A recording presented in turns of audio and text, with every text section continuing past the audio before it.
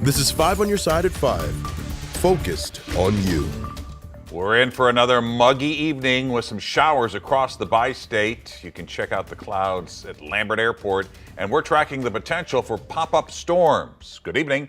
I'm Mike Bush. I'm Kelly Jackson. That potential for storms lasts through tomorrow morning. Chief Meteorologist Scott Connell here with the Weather First forecast. And here's the thing, we really don't expect a huge problem with these storms overnight tonight. If they in fact do develop right now, the radar is pretty quiet around St. Louis and across the metro area after having some early afternoon showers and thunderstorms, none of which caused any big impacts across the region. But you see the mix of sun and clouds out in St. Charles as traffic is flowing along there in that section of Interstate 70. Here's a look around the metro, and you don't see much happening radar-wise. All of the showers from earlier have essentially moved off. Ground clutter here showing up around the metro.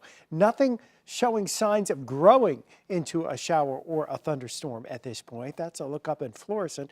You can see, though, the clouds do look a little dark and ominous from time to time. And yes, there is a cold front kicking up showers and storms across parts of Minnesota, into Iowa, and down into Kansas tonight. That's headed our way for tomorrow morning, right around daybreak. That perhaps will be our best chance for seeing some showers and thunderstorms. This evening, it looks like it's going to be quite isolated. And since there won't be a lot of rain in the area, temperatures will slowly settle out of the lower 80s back into the 70s. And it stays muggy this evening and through the overnight hours. That's a big change that's coming our way over the next few days. More on that, Mike, in a few minutes. All right, Scott.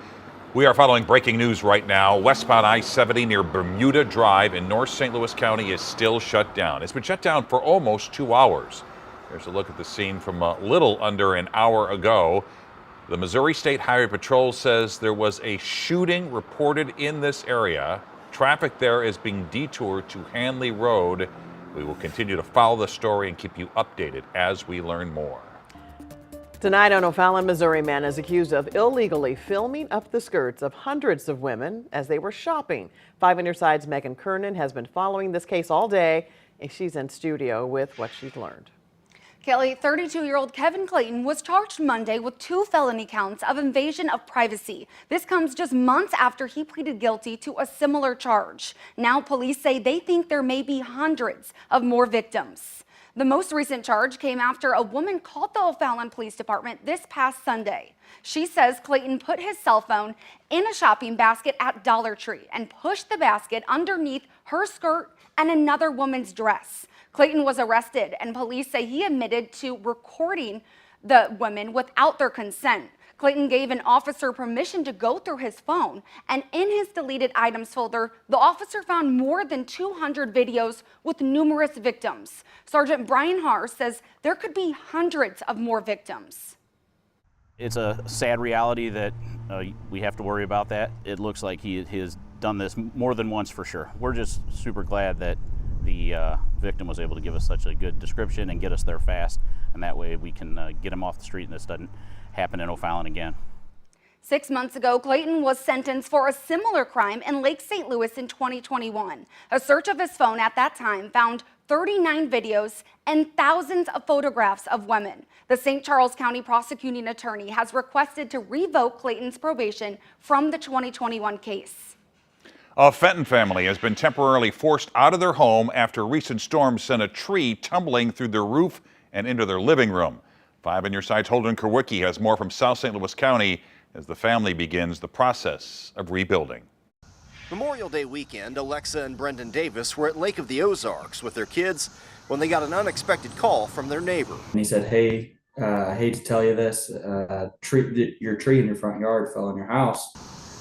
And then he told me that 2 of the trees in the backyard had fallen as well. The tree went through their roof, knocking open the front door and destroying much of the living space, including the bedrooms where their 3-year-old daughter and 11-month-old son sleep. It took out our kids' toy bins. It took out where we sit in the living room, watch you know, TV a majority of the nights. Yeah, 99.9% of the time, that's where we're at.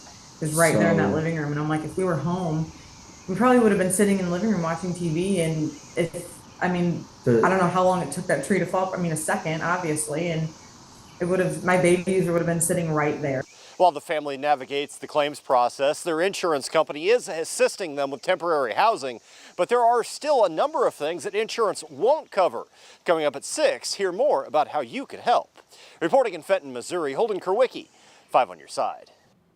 Tonight, a man is recovering in the hospital after being forced to jump off a bridge to save his life in Montgomery County. The sheriff's department says Jeremiah Koch was biking on the Luder River Bridge near Herman last Wednesday night when an SUV veered onto the shoulder of the road. To avoid being hit, Koch jumped off his bike and over a concrete barrier of the bridge. He fell about 22 feet. The driver took off. 2 bystanders walking along the highway heard Koch's calls for help about 13 hours later. Family members say his back, ankle, knee, and some ribs were broken. The sheriff's department is still investigating. Tonight, the St. Louis chapter of the NAACP is saying there is a rise in workplace discrimination. Chapter President Adolphus Pruitt showed examples today of 4 scenarios that he says happened in the workplace this year.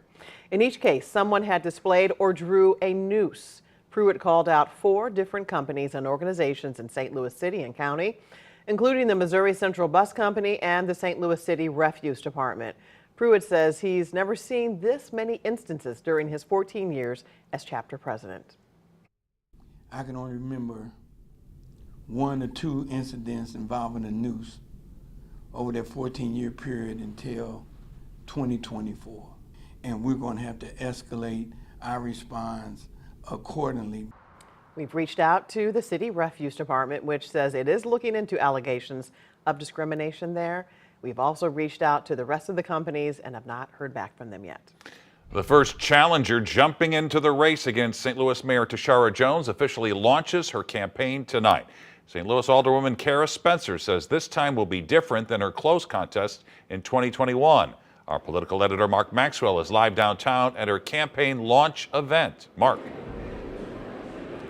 Mike, this is our first look at a citywide Cara Spencer race in a post-pandemic era. She ran and narrowly lost in 2021 during the peak of those pandemic lockdowns. She says this time retail politics, that personal touch, will make that extra difference. Spencer now preparing to run against the incumbent mayor's record against Tashara Jones. These doors just opened moments ago here at the old Post building downtown. We're starting to get an early sense of Spencer's base, her early supporters out of the gate over this next hour or so. That's when she'll address this crowd around 6 o'clock tonight. We expect to hear themes of a city suffering a sluggish comeback from the pandemic.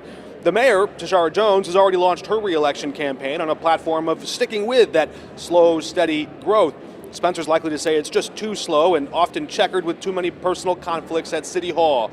Spencer sat down for an interview on the record last week previewing her launch today. Are you hoping that voters have buyer's remorse? I think this is going to be a lot different than last round. Look, last round we were running during COVID.